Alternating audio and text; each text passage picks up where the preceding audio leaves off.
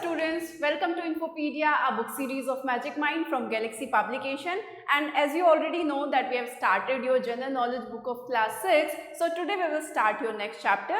Now today we will start your chapter number 29, Contronyms. अब contronyms क्या हैं आपके? Contronyms are words that have opposite meanings depending on the context in which they are used. Contronyms आपके इस तक opposite words हैं, उल्टे शब्द हैं जो कि डिपेंड करते हैं कॉन्टेक्स्ट पर, यानी कि वो कहाँ पर किस तरीके से उनका इस्तेमाल किया गया है उस पर डिपेंड करता है कि आपके वर्ड्स का जो मीनिंग है वो कैसा बैठ रहा है, उल्टा बैठता है, आपके ऑपोजिट वर्ड है और वो डिपेंड करेगा किस पे, उनके वर्ड्स का मीनिंग जो है वो डिपेंड करेगा कि वो किस तरीके से सेंटेंस में उनका इस्तेमाल किया गया है. Now in each sentence the word can mean one thing or its opposite. अब एक वर्ड जो है उसका मतलब जो है क्या हो सकता है, किसी भी सेंटेंस में एक मतलब उस वर्ड का मतलब कुछ हो सकता है, लेकिन दूसरे सेंटेंस में अगर उसका हम इस्तेमाल करें तो उसका मीनिंग कैसा हो सकता है, डिफरेंट हो सकता है, ऑपोजिट हो सकता है.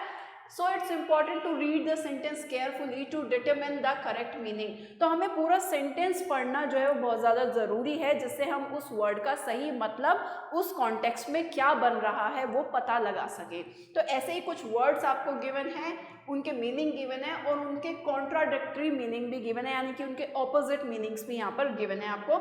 जैसे सबसे पहले आता है क्लिप. क्लिप का मतलब है टू फासन, बांधना, और ये क्या है, कॉन्ट्राडिक्टरी मीनिंग क्या है उसका, टू डिटैच यानी कि अलग कर देना. सेकंड है होल्ड अप, जिसका मतलब बनता है टू कैरी, पकड़ना, राइट, और इसका कॉन्ट्राडिक्टरी उल्टा मीनिंग क्या है, टू लीव यानी कि छोड़ देना. थर्ड इज ट्रिम, जिसका मतलब है मेक नीट, साफ सुथरा बनाना, और जिसका उल्टा है कि टू डेकोरेट, उसको क्या करना, सजाना. तो मतलब आप साफ सुथरा बनाना उसको और सजा के बनाना, तो वो डिपेंड करेगा कि सेंटेंस में किस तरीके से उसका इस्तेमाल किया गया है. थर्ड इज कस्टम, उसका मतलब है आ कॉमन प्रैक्टिस, यानी कि कस्टम का मतलब कोई भी रीति रिवाज जिसको हम कॉमनली जो है वो प्रैक्टिस करते हैं. इसका मतलब है स्पेशल ट्रीटमेंट, या अगर किसी उस चीज़ में यूज़ करें कि एक स्पेशल तरीके का कोई भी उसको ट्रीटमेंट दिया जा रहा है, तो वो डिपेंड करेगा कि कोई कॉमन प्रैक्टिस है या कोई स्पेशल ट्रीटमेंट है, वो सेंटेंस पे डिपेंड करेगा कि वो उस सेंटेंस में क्या मतलब रखता है वर्ड. फिफ्थ इज एंजॉइन, यानी कि एक तरीके से उपदेश देना, टू एनकरेज, उत्साह बढ़ाना. ये क्या है, टू प्रोहिबिट, यानी कि उसको क्या करना, उसको रोकना, मना करना, मनाही करना. सिक्स्थ इज क्वाइट, जिसका मतलब क्या है आपका रादर, यानी कि आपका कुछ हद तक जिसको बोला जाता है.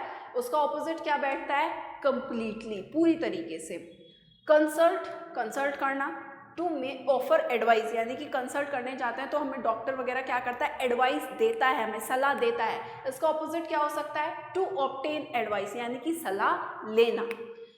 एट्थ है आपका बोल्ट, जिसका मतलब है आपका लॉक करना, राइट, एंड इसका ऑपोजिट वर्ड क्या है, ओपन. नाइन्थ इज फास्ट, जिसका मतलब क्या है, स्पीडी, तेजी, राइट, एंड उसका ऑपोजिट क्या बैठता है, उसका ऑपोजिट बैठता है स्लो, धीमा. तेज का उल्टा क्या होगा, धीमा. वैरायटी, वैरायटी होता है एक खास प्रकार का, राइट, और अ पर्टिकुलर टाइप, इसका मतलब क्या है कि एक खास तरीके का, और इसका ऑपोजिट क्या बनेगा, साधारण तरीके का, ordinary type. Wear, to endure, इसका मतलब है कि सहना किसी चीज़ को. एंड ये क्या है, ये है टू डिटीरियोरेट. डिटीरियोरेट का मतलब होता है घिसना किसी भी चीज़ का, कोई भी कीमत किसी भी चीज़ की कम हो जाना, जब वैल्यू उसकी घट जाती है, कम हो जाती है.